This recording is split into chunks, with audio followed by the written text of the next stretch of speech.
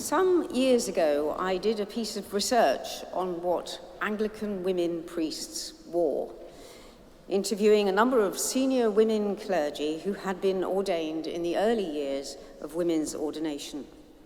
All those interviewed had put considerable thought into what they were wearing and chose their outfits to fulfill a number of purposes.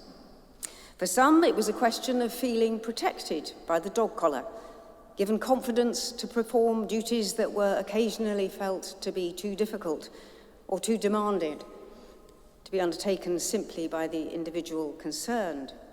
Some of them appreciated the status that was accorded to them while they were wearing clerical clothing, although being aware at the same time that their behavior and actions were being closely monitored.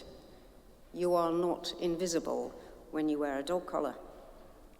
These were all expected conversations and issues that rose up based on affirming oneself as a woman and as an individual, as well as a priest, but at the same time using their identity for the purpose of communicating the message of God's love to the people in their care.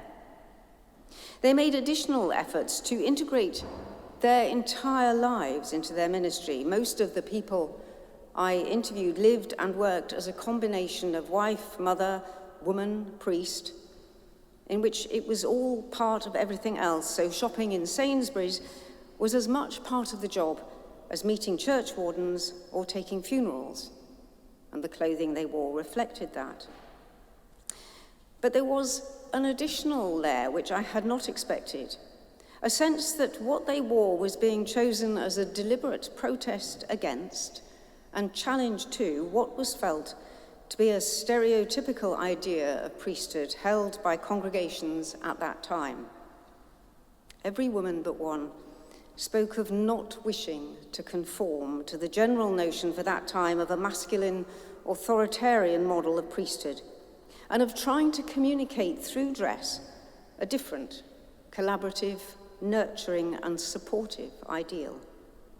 These women felt they were engaged in a battle to redefine what it was to be a priest and dressed accordingly.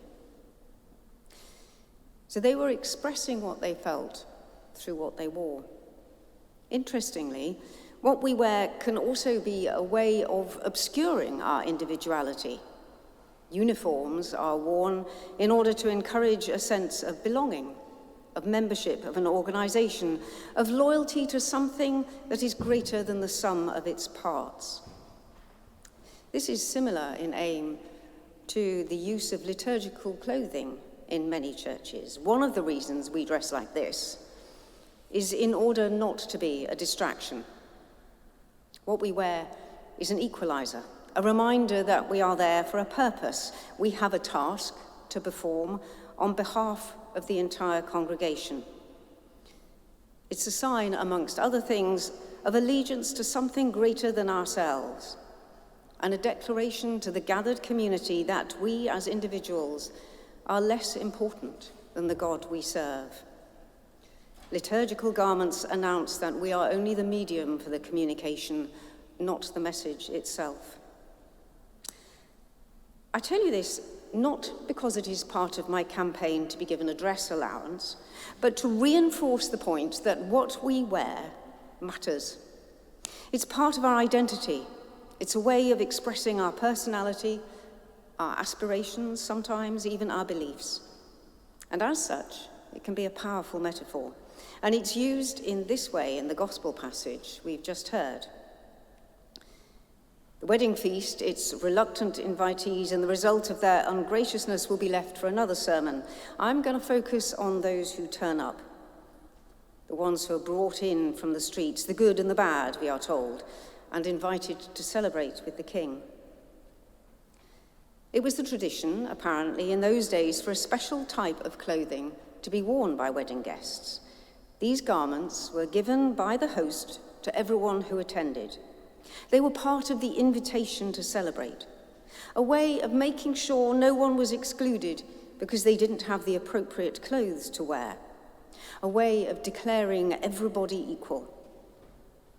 The wedding robe signified rejoicing, turning up gladly, participating in the feast, being willing to join the party. So what of the guest who does not wear the wedding robe? How arrogant is this person who feels he is good enough as he is, thank you very much, who has so little respect for the host that he will not put on the clothes that are offered, who even when given the opportunity freely will not change in every sense of the word. We understand this metaphor, don't we? We know that God's grace is offered to all, freely and indiscriminately, but that we must make the choice deliberately to accept that grace and try to live in it. We are all invited to the feast, but there is a condition: that we put on the wedding garment, that we agree to wear the clothing that reflects our behavior, our hopes, our aspirations, that we agree to try to behave as if all are equal, that there is no discrimination or exclusion, that wealth, social status, intelligence are gifts to be used in the service of God, not as weapons of oppression or indicators of superiority. We wear the wedding garment, an acknowledgement of our awareness, each one of us, of our need for the clothing of forgiveness to cover up our brokenness, our failure, our sin. We wear it to declare our belief in something greater than us and our small-minded self-obsessions and selfishness. And to that greater thing, God, we owe our worship and love. We are all invited to the feast, but we must gather in humility and love, aware that we don't deserve a seat at the table, but trusting in the grace of God that we will be given one.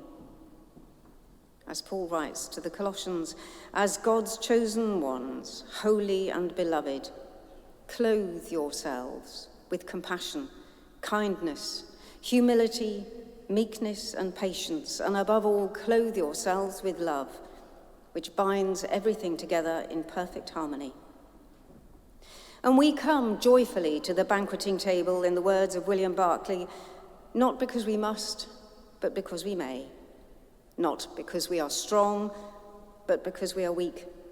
Not because any goodness of our own gives us a right to come, but because we need mercy and help, because we love the Lord a little and would like to love him more.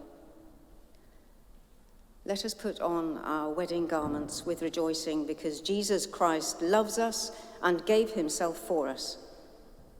Let us meet the risen Christ, for we are his body. Amen.